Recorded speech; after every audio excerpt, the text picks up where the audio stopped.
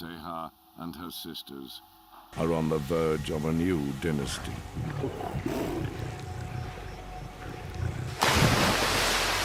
And their plans do not include him.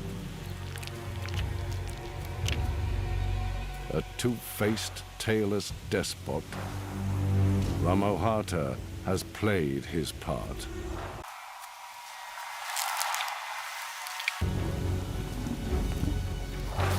Now he and his brothers just take. This far north that a wolf pack must search hundreds of square kilometers if it's to be successful. And success means raising the next generation. The wolves must work together.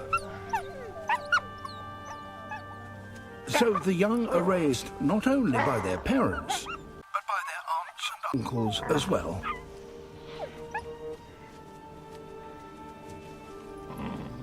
Together, they try to ensure that each pup reaches near adult size before the snow returns.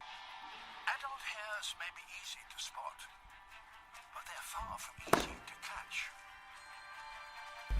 They run at 60 kilometers an hour.